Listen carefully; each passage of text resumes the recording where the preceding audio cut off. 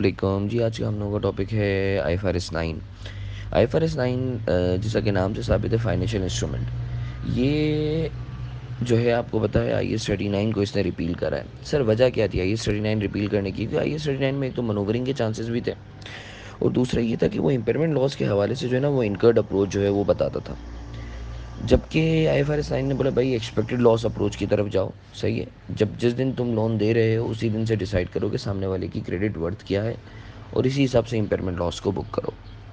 अच्छा जी, अब हम बात कर लेते हैं कि भाई आईएफआरएस 9 फाइनेंशियल इंस्ट्रूमेंट्स का मतलब क्या है। फाइनेंशियल इंस्ट्रूमेंट एक कॉन्ट्रैक्ट है जो एक पार्टी के बिहाफ पे फाइनेंशियल एसेट क्रिएट करता है और दूसरी पार्टी के बिहाफ पे फाइनेंशियल लाइबिलिटी या इक्विटी क्रिएट करता है। फॉर एग्जांपल मैंने आपको लोन दिया, सही है। अब लोन रिसीवेबल मेरे पार्ट पर हो गया, फाइनेंशियल एसेट क्रिएट हो गया, और आपके पार्ट पे लाइबिलिटी क्रिएट हो गई, फाइनेंशियल लाइबिलिटी।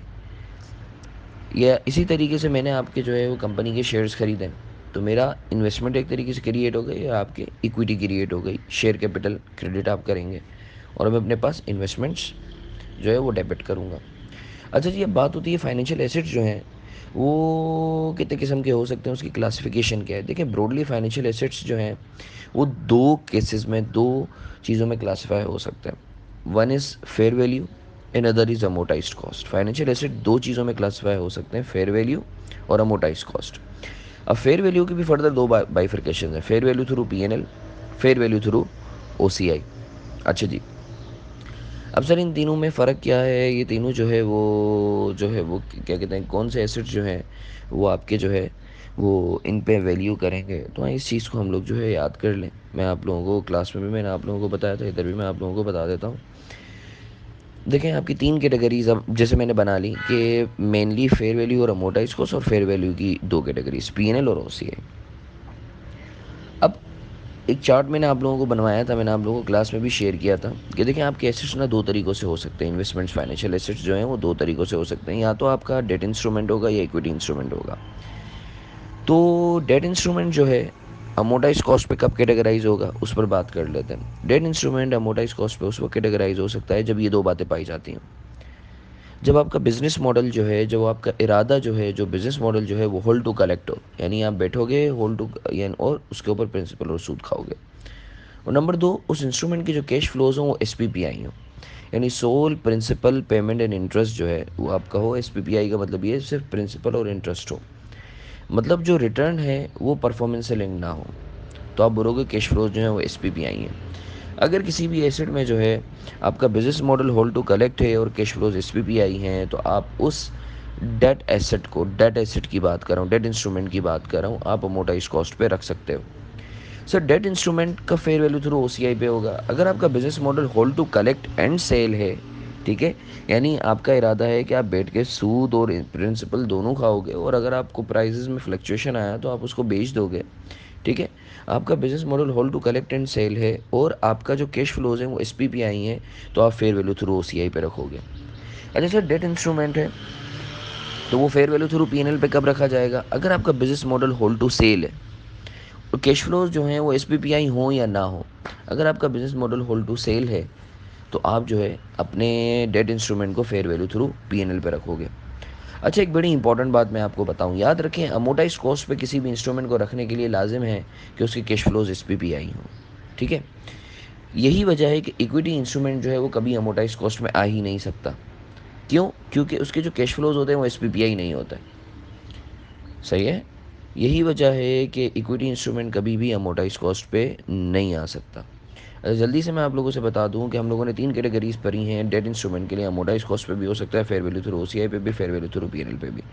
अमोटाइज कॉस्ट पे कब होगा डेट इंस्ट्रूमेंट? जब बिजनेस मॉडल आपका होल्ड टू कलेक्ट हो और cash flows S P P I हो। फेयर वैल्यू थ्रू ओसीआई पे कब होगा? जब business model hold to collect and sell हो और cash flows S P P I हो। Debt instrument fair value through PNL पे कब होगा? जब आपका होल्ड टू सेल हो और cash flows S P P I हो या ना हो, खैर हो गई। अच्छा, अब इक्विटी इंस्ट्रूमेंट की बात करते हैं। इक्विटी इंस्ट्रूमेंट आपको पता है कभी अमोटाइज कॉस्ट पे हो ही नहीं सकता क्योंकि एस पी पी आई नहीं होता है। याद रखें equity instrument by default fair value through PNL पे होगा, सही है। अलबत्ता अलबत्ता कंपनी चाहे तो इक्विटी इंस्ट्रूमेंट को इफ़ अलबत्ता कंपनी चाहे तो इक्विटी इंस्ट्रूमेंट को जो है वो फेयर वैल्यू थ्रू ओसीआई पे इनिशियली डेजिग्नेट कर सकती है, मगर एक दफ़ा इनिशियली डेजिग्नेट कर दिया तो फिर वो दोबारा कभी भी शिफ्ट नहीं कर सकती फेयर वैल्यू थ्रू पीएनएल पे। इवन इवन एक दफ़ा फेयर वैल्यू थ्रू ओसीआई पे इसने जो है वो कैटेगराइज कर दिया कंपनी ने, तो जो भी गेन या जो भी लॉस होगा सिवाय डिविडेंड इनकम के, जो भी गेन या जो भी लॉस होगा सिवाय डिविडेंड इनकम के, वो कभी भी पीएनएल की शक्ल नहीं देखेगा। इक्विटी इंस्ट्रूमेंट पे जो भी गेन या जो भी लॉस होगा एक्सेप्ट फॉर डिविडेंड इनकम, वो कभी भी पीएनएल की शक्ल नहीं देखेगा, सही है, सिवाय डिविडेंड इनकम के। अब आई होप आप लोगों को जो है वो फाइनेंशियल एसेट्स की क्लासिफिकेशन क्लियर है, डेट इंस्ट्रूमेंट में भी और इक्विटी इंस्ट्रूमेंट में भी। अब हम बात कर लेते हैं, फिर मैंने आप लोगों को जो है वो बाकायदा एक चार्ट बनवाया था, ठीक है। आप क्लास में जो है वो देख भी, वो क्लास का अगर आप जो है वो रजिस्टर गो थ्रू करेंगे तो सर इनिशियली आप अपने फाइनेंशियल एसेट्स को किस वैल्यू पे जो है मेजर करते हो, क्योंकि एक होती है फेयर वैल्यू और एक होती है, देखिए इनिशियली तो तमाम एसेट्स जो हैं वो फेयर वैल्यू पे होता है। अब साथ ट्रांजैक्शन कॉस्ट भी इनकर हो रही होती है, तो जो है कि ट्रांजैक्शन कॉस्ट को मैं हिस्सा बनाऊं या ना बनाऊं। एक चीज़ याद रखिएगा, अगर आपका फेयर वैल्यू थ्रू ओसीआई या अमोर्टाइज्ड कॉस्ट है मॉडल, तो ट्रांजैक्शन कॉस्ट हमेशा एसेट की कॉस्ट का हिस्सा बनेगी। मैं वापस से रिपीट कर रहा हूँ, अगर आपका फाइनेंशियल एसेट की जो क्लासिफिकेशन है वो फेयर वैल्यू थ्रू ओसीआई या अमोर्टाइज्ड कॉस्ट है, तो हमेशा ट्रांजैक्शन कॉस्ट जो है वो एसेट की कॉस्ट का हिस्सा बनेगी।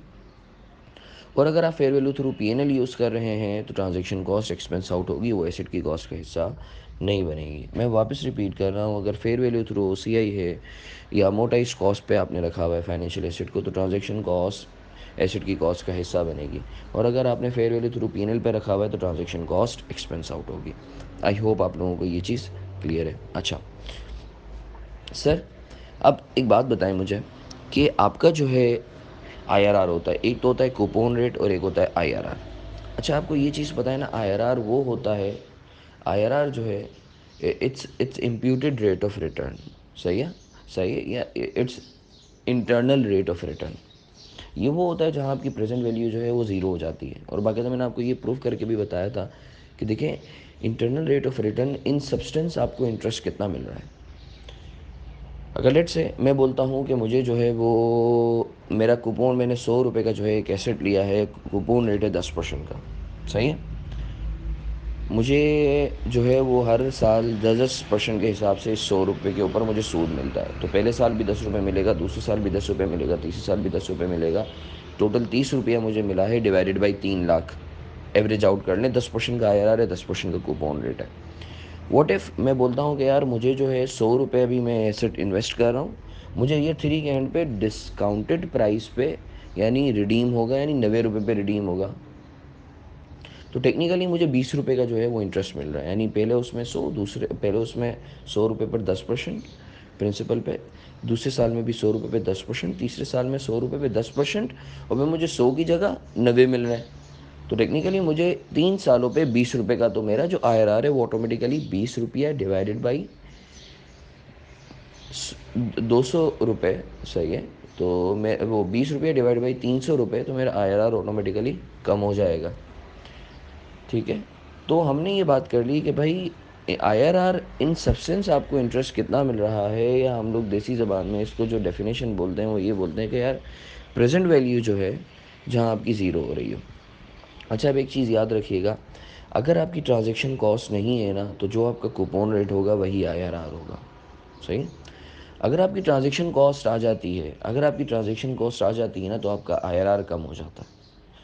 और अगर आपकी ट्रांजैक्शन कॉस्ट, में फिर से रिपीट कर रहा हूँ, अगर आपकी ट्रांजैक्शन कॉस्ट है तो आपका आईआरआर कम हो जाता है, सही है। अच्छा एक और चीज़, अगर आप प्रीमियम पर ख़रीद रहे हो, प्रीमियम दे के ख़रीद रहे हो, तो भी आपका आईआरआर कम हो जाता है, ये चीज़ याद रखिएगा। और अगर आप डिस्काउंट पे ख़रीद रहे हो तो आपका आईआरआर ज़्यादा हो जाता है, सही है। एसिड के केस की बात कर रहा हूँ, अगर आपको प्रीमियम पर रिडीम हो रहा है तो आपका आईआरआर ज़्यादा हो जाता है, अगर आपको डिस्काउंट पे रिडीम हो रहा है तो आपका आईआरआर कूपन रेट से कम हो जाता है। अच्छा जी, अब हम बात करते हैं सब्सिक्वेंट मेजरमेंट की, कि सब्सिक्वेंटली अगर फेयर वैल्यू थ्रू ओसीआई है, तो अगर फेयर वैल्यू थ्रू पीएनएल है तो आप फेयर वैल्यू पे मेजर करोगे और जो भी चेंज होगा वो पीएनएल में हिट करोगे। और सब्सिक्वेंटली आप फेयर वैल्यू थ्रू ओसीआई वाले इंस्ट्रूमेंट को फेयर वैल्यू पे जो है वो वैल्यू करोगे और जो भी चेंज होगा वो ओसीआई में हिट करोगे। और अमोटाइज कॉस्ट ऑब्वियसली उसमें तो फेयर वैल्यू का इम्पैक्ट आता ही नहीं है। अच्छा, recycling of gain, recycling of gain, सही है। एक चीज़ याद रखिएगा, रीसाइकलिंग ऑफ गेन का मतलब ये है कि आप इक्विटी से पीएनएल में कब ले जाओगे। तो हमने बात की है सिर्फ और सिर्फ, देखिए अमोटाइज कॉस्ट में तो आप रिसाइकलिंग कर ही नहीं सकते, सही है, क्योंकि वो तो कभी फेयर वैल्यू गेन आता ही नहीं है। Fair value through OCI equity instrument कभी भी ओसीआई से पीएनएल में राउट नहीं होगा। सिर्फ और सिर्फ डेट इंस्ट्रूमेंट जो है उसके ऊपर जो भी अनरियलाइज गेन होगा वो पीएनएल से राउट हो सकता है। ठीक है, आई होप आप लोगों को फाइनेंशियल एसेट के हवाले से क्लासिफिकेशन और सब्सिक्वेंट मेजरमेंट के हवाले से क्लियर है। मैं बाकी जो है वो वॉइस नोट्स आज के दिन में इंशाल्लाह भेजता रहूँगा वक्तन फ़वक्तन। अस्सलाम वालेकुम जी। अब हम बात कर लेते हैं financial liabilities. Financial liabilities for example आपने जो है किसी से लोन लिया हुआ है तो आप उसको कैसे कैटेगराइज करेंगे। देखिए फाइनेंशियल लाइबिलिटीज़ जो हैं वो उसकी क्लासिफिकेशन दो तरीक़ों से हो सकती है, फेयर वैल्यू थ्रू पीएनएल या अमोटाइज्ड कॉस्ट। मैं वापस रिपीट कर रहा हूँ, financial liabilities fair value through PNL या अमोटाइज्ड कॉस्ट पे रख सकते हैं, सही है, तीसरी कोई कैटेगरी नहीं है। अच्छा, वही बात कि फाइनेंशियल लाइबिलिटीज़ के अंदर ट्रांजैक्शन कॉस्ट अगर आप अमोटाइज कॉस्ट पे वैल्यू कर रहे हो तो ट्रांजैक्शन कॉस्ट हिस्सा बनेंगे। अच्छा, तब मैं बोल रहा हूँ ना फाइनेंशियल लाइबिलिटी का हिस्सा बनेंगी, इसका मतलब है ट्रांजैक्शन कॉस्ट जो है वो फाइनेंशियल लाइबिलिटी की वैल्यू को कम करेंगी। एसेट में वैल्यू को बढ़ाती थी एसेट की, इधर फाइनेंशियल लाइबिलिटीज़ की वैल्यू को ट्रांजेक्शन कॉस्ट कम करेंगे। यानी अगर 100 रुपये की लाइबिलिटी है, 5 रुपये की ट्रांजेक्शन कॉस्ट है, तो आप 95 पे रिकॉर्ड करोगे अपनी फाइनेंशियल लाइबिलिटी को। और फेयर वैल्यू थ्रू पीएनएल है तो उसके अंदर तो आपको पता है कि जो है वो ट्रांजैक्शन कॉस्ट एक्सपेंस आउट होती हैं, वो लाइबिलिटी का हिस्सा बनती ही नहीं है। ठीक है, तो मैं फिर से रिपीट करूँ, फाइनेंशियल लाइबिलिटी के अंदर आपके दो केसेस हैं, दो क्लासिफिकेशन हैं आपकी, सही है, या तो अमोटाइज कॉस्ट या फेयर वैल्यू। सही है, अमोटाइज कॉस्ट पे अगर आप रख रहे हो तो फेयर वैल्यू में जो है वो ट्रांजैक्शन कॉस्ट को आप लेस करोगे, और अगर आप फेयर वैल्यू पे रख रहे हो तो ट्रांजैक्शन कॉस्ट को एक्सपेंस आउट करोगे। ठीक है, अस्सलामुअलैकुम। ये जो एरियाज़ मैं आप लोगों से डिस्कस कर रहा हूँ ये इंपॉर्टेंट होंगे, तो इसको बड़ा कंसिडर कर लीजिएगा। अच्छा देखें, हमने कंपाउंड फाइनेंशियल इंस्ट्रूमेंट की भी बात की थी कि कंपाउंड फाइनेंशियल इंस्ट्रूमेंट क्या होता है IFRS 9 में। देखें, कंपाउंड फाइनेंशियल इंस्ट्रूमेंट जो है ये वो इंस्ट्रूमेंट होता है जिसमें लाइबिलिटी और इक्विटी दोनों की कैरेक्टरिस्टिक्स पाई जाती हैं। याद रखिएगा, किसी भी इंस्ट्रूमेंट को कंपाउंड फाइनेंशियल इंस्ट्रूमेंट कहने के लिए ज़रूरी है कि स्टार्ट ऑफ द टर्म्स के ऊपर नंबर ऑफ़ शेयर्स जो वेस्ट होने हैं वो डिसाइडेड हो। यानी फॉर एग्जांपल मैं आपको बोलता हूँ मैंने आपसे 2 लाख रुपए का लोन लिया है, मैं आपको बोलता हूँ कि आप चाहो तो 2 साल बाद जो है वो 25,000 शेयर्स ले लो। ठीक है, ये टर्म्स डिसाइड होने चाहिए। अगर मैं बोलता हूँ यार 2 साल बाद आप चाहो तो शेयर्स ले लो, चूँकि नंबर ऑफ़ शेयर्स डिसाइडेड नहीं है तो इस वजह से कंपाउंड फाइनेंशियल इंस्ट्रूमेंट नहीं कहलाएगा। अच्छा, कंपाउंड फाइनेंशियल इंस्ट्रूमेंट में जो है आप सबसे पहले लाइबिलिटी की फेयर वैल्यू निकालते हो। ठीक है, उसके बाद जो भी बैलेंसिंग फिगर होते हैं वो इक्विटी की आप निकालते हो। सही है, बाकायदा इसके ऊपर इलस्ट्रेशन भी मैंने करवाई थी। कंपाउंड फाइनेंशियल इंस्ट्रूमेंट में पहले आप लाइबिलिटी की वैल्यू निकालते हो और फिर उसके बाद इक्विटी की वैल्यू निकालते हो। सही है, लाइबिलिटी की वैल्यू आप कैसे निकालते हो, वो प्रेजेंट वैल्यू पर आप लेकर आते हो। सही है, प्रेजेंट वैल्यू पर कौन से रेट से, मार्केट रेट से लेकर आते हो। और उसके बाद लेट से 5 लाख का लोन था, कंपाउंड फाइनेंशियल इंस्ट्रूमेंट है 5 लाख का, तो आप उसमें से लाइबिलिटी की जो कंपोनेंट होगा आप जो है उसको क्या करोगे कि जो है वो मार्केट रेट से डिस्काउंट करके प्रेजेंट वैल्यू पर लाओगे। अब 5 लाख को जो प्रेजेंट वैल्यू का डिफरेंस होगा वो आपका इक्विटी होगा। अच्छा, उसके बाद जो है देखें, एक चीज़ याद रखिएगा कि मार्केट रेट एक बड़ी लॉजिकल सी बात है। अगर आपके पास फाइनेंशियल लाइबिलिटी है उसके ऊपर आपको 10% मिल रहा है, मार्केट में रेट चल रहा है 12%, जल्दी से बताएं आपकी फाइनेंशियल लाइबिलिटी की फेयर वैल्यू, फाइनेंशियल लाइबिलिटी की फेयर वैल्यू कम होगी ज़्यादा होगी? ऑब्वियसली कम होगी, फेयर वैल्यू कम होगी क्योंकि मार्केट में रेट ज़्यादा चल रहा है। सिमिलरली अगर इसका उल्टा है कि अगर मार्केट रेट जो है वो कम है मगर आपकी जो लाइबिलिटी का रेट है वो ज़्यादा है, तो आपकी लाइबिलिटी की फेयर वैल्यू ज़्यादा होगी। सिमिलरली अगर एक फाइनेंशियल एसेट है, आपको मिल रहा है रेट 10% का, मार्केट में चल रहा है 12%, सही है, तो आपके फाइनेंशियल एसेट की वैल्यू क्या होगी? लो होगी, क्योंकि मार्केट में तो ज़्यादा चल रहा है। इसके बरक्स अगर फाइनेंशियल एसेट का जो है वो रेट, कूपन रेट हाई है जो आपको मिल रहा है, मार्केट में रेट चल रहा है कम, सही है, तो आपके फाइनेंशियल एसेट की वैल्यू ज़्यादा होगी।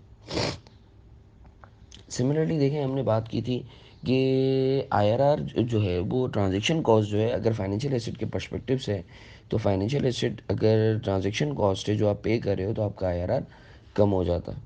सही है। और सिमिलरली फाइनेंशियल लायबिलिटीज़ जो हैं, अगर वो ट्रांजेक्शन कॉस्ट फाइनेंशियल लायबिलिटीज़ के लिए हैं तो आईआरआर बढ़ जाता है, क्योंकि आपको और एक्सपेंस करना पड़ता है। सिमिलरली अगर आप प्रीमियम पे कर रहे हो फाइनेंशियल एसेट खरीदने के ऊपर, तो आपका आईआरआर कम हो जाएगा, क्यों? क्योंकि आप एक्स्ट्रा पे कर रहे हो। अगर आप डिस्काउंट पे परचेज कर रहे हो तो आपका आईआरआर बढ़ जाएगा। फाइनेंशियल एसेट की बात कर रहा हूँ। और फाइनेंशियल लायबिलिटीज़ के लिए इसका उल्टा हो जाता है। सही, आई होप आपको क्लियर है। अच्छा, एक बहुत इंपॉर्टेंट चीज़ जो आप लोगों को याद रखनी है कि हम, जैसे मैंने आपको कल भी बताया था कि इंडिविजुअल बुक्स में जो है वो तो आप एसोसिएट, सब्सिडरी और जॉइंट वेंचर को आप चाहो तो कॉस्ट पे रख लो, आप चाहो तो फेयर वैल्यू पे रख लो, आप इक्विटी पे रख लो। सही है, ये मैंने बताया था, चाहे एसोसिएट हो, चाहे जॉइंट वेंचर, चाहे सब्सिडरी हो।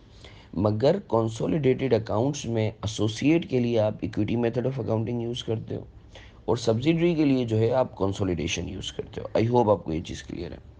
अच्छा जी, बाकी फाइनेंशियल इंस्ट्रूमेंट को आप जो है वो देख लीजिएगा। सही है, उसके अंदर जो क्लासिफिकेशन है, सही है, फाइनेंशियल एसेट की। और अच्छा, एक चीज़ आपको पता है ना कि रीक्लासिफिकेशन सिर्फ और सिर्फ डेट इंस्ट्रूमेंट में अलाउड है, इक्विटी इंस्ट्रूमेंट में अलाउड नहीं है। रीक्लासिफिकेशन यानी for example fair value through OCI से, फेयर वैल्यू थ्रू पीएनएल, या फेयर वैल्यू थ्रू पीएनएल से अमोर्टाइज कॉस्ट, ठीक है, वो सिर्फ और सिर्फ डेट इंस्ट्रूमेंट्स के लिए अलाउड है। और वो भी कब अलाउड है? जब आपका बिजनेस मॉडल जो है वो चेंज हो रहा हो। इक्विटी इंस्ट्रूमेंट के लिए अलाउड नहीं है, ठीक है। और इसी तरीके से इम्पेयरमेंट लॉसेस की हम बात करें तो इम्पेयरमेंट लॉस जो है वो आपका जो है वो इसकी एक्सपेक्टेड लॉस अप्रोच है। सही है, एक्सपेक्टेड लॉस अप्रोच में आपके 3 स्टेजेस हैं। स्टेज 1 लो होता है, लो क्रेडिट रिस्क होता है। स्टेज 2 आपका जो है वो क्रेडिट रिस्क हाई हो जाता है। और स्टेज 3 जो है वो आपका ऑब्जेक्टिव एविडेंस होता है, वाकई बंदा डिफ़ॉल्ट कर जाता है। ये 3 स्टेजेस हैं। स्टेज 1 के अंदर आप जो है वो 12 मंथ्स के एक्सपेक्टेड क्रेडिट लॉसेस बुक करते हो। स्टेज 2 और स्टेज 3 में आप life time expected credit losses book करते हो, ठीक है। एक्सपेक्टेड क्रेडिट लॉसेस की इक्वेशन मैंने आप लोगों को बताई भी थी पहले, के probability of default into loss given default into exposure at default, EAD exposure into PD into LGD, ठीक है। तो ये सारी चीज़ें हैं। तो अब आई होप आप लोगों को काफ़ी चीज़ें क्लियर हुई होंगी। तो best of luck for the paper. अच्छा जी, अब हम बात कर लेते हैं इम्पेयरमेंट लॉस की। देखिए, इम्पेयरमेंट लॉस के अंदर स्टैंडर्ड बोलता है कि भाई तुम जो है क्या कर लो, सबसे पहले तो सेगमेंटेशन कर लो, स्टेज 1, स्टेज 2, स्टेज 3, कि तुम्हारे कौन कौन सा लोन जो है, कौन सा लोन स्टेज 1 में आ रहा है, कौन सा स्टेज 2 में आ रहा है, कौन सा स्टेज 3 में आ रहा है। सही है। अब स्टेज 1 जो होता है वो सबसे लोएस्ट रिस्क वाला होता है, जिसमें आपको ऐसा लगता है क्रेडिट रिस्क बहुत लो है। स्टेज 2 हाई रिस्क ही होता है। और स्टेज 3 जो है वो तो कंफर्म, आपका जो है आपको कंफर्म पता होता है कि सामने वाला डिफ़ॉल्ट कर गया। अब स्टैंडर्ड बोलता है कि यार अगर आपको ऐसा लगता है कि स्टेज 1 है, सही है, तो आप जो है क्या करो, सिर्फ 12 महीनों का जो एक्सपेक्टेड क्रेडिट लॉस है वो जो है उसको इम्पेयरमेंट लॉस के तौर पे बुक कर लो। अगर आपको ऐसा लगता है स्टेज 2 या स्टेज 3 है, तो life time expected credit loss जो है वो बुक कर लो। अब सवाल ये पैदा होता है, यार ये एक्सपेक्टेड क्रेडिट लॉस क्या होता है? एक्सपेक्टेड क्रेडिट लॉस जो है वो एक फार्मूले से आता है, जिसकी इक्वेशन है probability of default, P D into L G D into E A D. P D मतलब probability of default, L G D का मतलब है लॉस गिवन डिफ़ॉल्ट, और ई ए डी का मतलब है एक्सपोजर एट डिफ़ॉल्ट। अगर आप इन तीनों को मल्टीप्लाई करोगे आपस में तो आपके पास एक्सपेक्टेड क्रेडिट लॉस आ जाएगा। सही है, मैं फिर से रिपीट कर रहा हूँ, एक है 12 मंथ्स एक्सपेक्टेड क्रेडिट लॉस और एक है life time expected credit loss. Stage 1 में आप जो अपना एक्सपेक्टेड क्रेडिट लॉस बुक करते हो वो सिर्फ अगले 12 महीनों का बुक करते हो। स्टेज 2 और स्टेज 3 में आप life time expected credit loss book करते हो, जितना भी आपको ओवर द पीरियड होना है। अच्छा सर, ये एक्सपेक्टेड क्रेडिट लॉस में एक्सपोजर क्या होता है? लेट्स से मैंने किसी को लोन दिया हुआ है 1000 रुपये का, सही है। अब लॉस गिवन, ये मेरा एक्सपोजर हो गया। लॉस गिवन डिफ़ॉल्ट क्या होता है? अब आपको पता है मैं सिक्योरिटी भी लेता हूँ उससे। लेट्स से मैंने 200 रुपये की सिक्योरिटी ली हुई है, तो मेरा लॉस गिवन डिफ़ॉल्ट कितना है? 80%।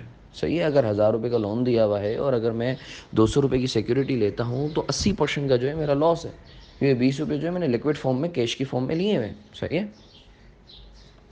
और probability of default, chances of default कितने हैं उस बंदे के? अब ये कैसे आएगा? ये आपका रिस्क असेसमेंट डिपार्टमेंट बताएगा आपका, based on that persons credit worthiness rating, जो आपका ORR होता है, सही है, प्रैक्टिकली उसकी बेसिस पे। तो जब आप exposure into LGD into PD, that is probability of default करेंगे तो आपका ECL आ जाएगा, expected credit loss.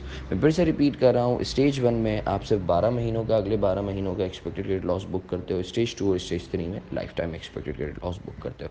I hope आपको इम्पेयरमेंट लॉस का भी थोड़ा बहुत आइडिया हो गया है।